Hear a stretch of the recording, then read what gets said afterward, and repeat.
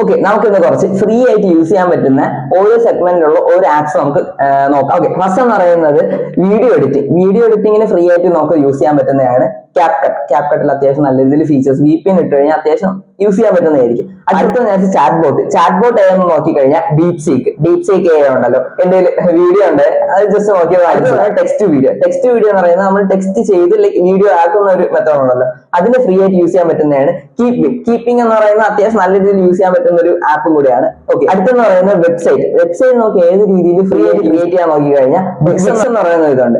വിക്സിന്റെ അകത്ത് കയറി കഴിഞ്ഞാൽ അത്യാവശ്യം നല്ല രീതിയിൽ നമുക്കൊരു വെബ്സൈറ്റ് നമുക്ക് ഡൊമൈൻ ഒക്കെ വെച്ച് സെറ്റ് ചെയ്യാൻ പറ്റുന്നതായിരിക്കും. ഓക്കെ, അടുത്തെന്ന് പറയുന്നത് ഇമെയിൽ മാർക്കറ്റിംഗിന് വേണ്ടിയിട്ട് മെയിലർ ലൈറ്റ് എന്ന് പറഞ്ഞതുകൊണ്ട്. അടുത്തെന്ന് പറയുന്നത് ടെക്സ്റ്റ് ടു ഇമേജ് ആണ് കേട്ടോ, അതിന് പറയുന്നത് ഫ്രീ പിക്സ് എന്ന് പറഞ്ഞുകൊണ്ട്.